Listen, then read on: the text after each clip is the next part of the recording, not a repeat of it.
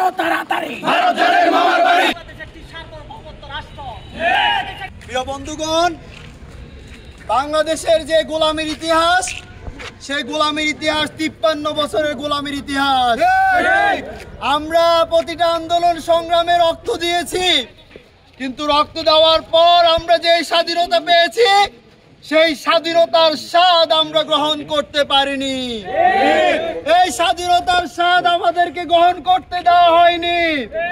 আমাদের এই স্বাধীনতার স্বাদকে বড় কিছু কুচক্রী মহল ষড়যন্ত্র করে এই স্বাধীনতার স্বাদকে তারা বিনষ্ট করে দিয়েছিল। আজকে 2400 আমরা রক্ত দিয়েছি, দেখতে পাচ্ছি আজকে আমাদের চারপাশে চতুর্দিকে আজকে ষড়যন্ত্র, আজকে দেশে ষড়যন্ত্র, আজকে দেশের বাইরে ষড়যন্ত্র। 1971 সালে আমরা পাকিস্তানের শোষণ থেকে আমরা মুক্ত হয়েছি, ভারতের গোলামি করার জন্য নয়। আমরা মোদিজি আপনাকে বলতে চাই, আপনার আর এখন স্বামী স্ত্রীর সম্পর্ক এখন আর নাই। আপনার স্ত্রী এখন ভারতে চলে গিয়েছে, এখন আর এটা স্বামী স্ত্রীর বাংলাদেশ না। আপনাকে সেটা মনে রাখতে হবে। একটি স্বাধীন সার্বভৌম রাষ্ট্রে কিভাবে একটি দেশ এভাবে অযাচিত হস্তক্ষেপ করতে পারে? আমরা দেখতে পাচ্ছি ভারতীয় দালাল মিডিয়া, মলম বিক্রেতা মিডিয়া আজকে প্রতিনিয়ত দেশের মধ্যে, আমাদের দেশে প্রতিদিনই হচ্ছে, মনে হচ্ছে যুদ্ধ হচ্ছে। গতকালই রিপাবলিক বাংলার একটা ভিডিও দেখতেছি, বাংলাদেশ নাকি ভারতের দিকে মিসাইল পাঠাচ্ছে। মিসাইল হয়তো যাইতেও পারে। আজকে ভারতীয় মিডিয়া বিভিন্ন ভাবে আমাদের দেশের মানুষকে উস্কে দিচ্ছে।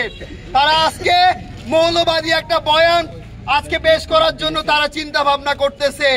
আমরা দেখেছি 24 পরবর্তী বাংলাদেশে কিভাবে মাদ্রাসার শিক্ষার্থীরা, কিভাবে আলেম উলামারা, কিভাবে মুসলিমরা আমাদের হিন্দু ভাইদেরকে রক্ষা করেছে। যারা মসজিদ ভেঙে মন্দির নির্মাণ করে, তাদের থেকে আমরা অসাম্প্রদায়িকতার চেতনা শিখতে হবে না।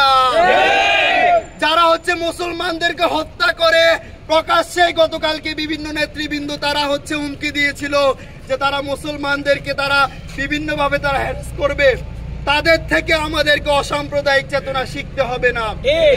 আজকে আপনার মমতা ব্যানার্জি বলতেছে বাংলাদেশে হচ্ছে জাতিসংঘের বাহিনী পাঠানোর জন্য, যেখানে আপনারা আপনাদের দেশে হাই কমিশনের নিরাপত্তা দিতে পারেন না। আপনাদের শান্তিরক্ষা বাহিনী বাংলাদেশের প্রয়োজন নয়, বরং ভারতেরই প্রয়োজন। বন্ধুগণ, আমরা পরিশেষে এই কথাটুকু বলতে চাই, 24 পরবর্তী বাংলাদেশে 24-এর আন্দোলনে এই 15 বছরে ভারতীয় শোষণের যেই যারা হচ্ছে ধারক বাহক প্যাসিজকে আমরা এই দেশ থেকে বিতাড়িত করেছি। সেখানে ভারত অনেকভাবে চেষ্টা করেছিল এই খুনি হাসিনাকে ক্ষমতায় টিকিয়ে রাখার জন্য। তারা কেন পারেনি প্রিয় বন্ধুগণ? কারণ আমরা একতাবদ্ধ ছিলাম। প্রিয় বন্ধুগণ, আজকেও যদি আজকে এই 24-এর বাংলাদেশকে স্বাধীনতার স্বাদ যদি আমাদেরকে গ্রহণ করতে হয়, আমাদের 2000 শহীদের রক্তের ঋণ যদি আমাদেরকে পরিশোধ করতে হয়, তাহলে আমাদেরকে এই ভারতীয় আগ্রাসনের বিরুদ্ধে আমাদের সকলকে লড়াই চালিয়ে যেতে হবে। লড়াই চালিয়ে যেতে পারবো তো? দিল্লি না ঢাকা, দিল্লি না ঢাকা, দিল্লি না ঢাকা।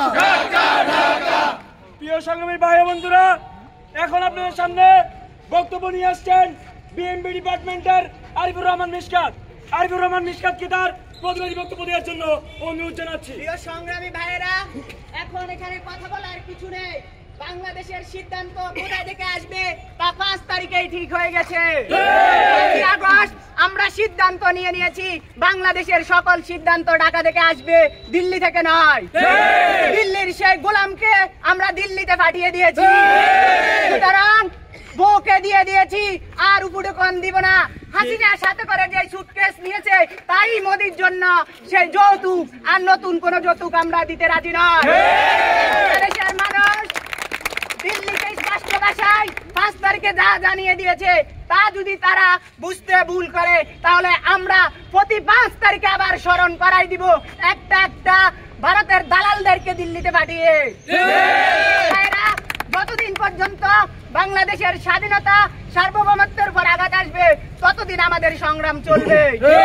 ধন্যবাদ সবাইকে। ভারতীয় আগ্রাসন রুখে দাও জনগণ, দিল্লি না ঢাকা, দিল্লি না ঢাকা, গোলামি না আজাদি, বাংলাদেশের কিছু হলে সেভেন সিস্টার থাকবে না রে, দিল্লি না ঢাকা, দিল্লি না ঢাকা, দিল্লি না ঢাকা, দালালি না রাজপথ, এই আপোষ না সংগ্রাম।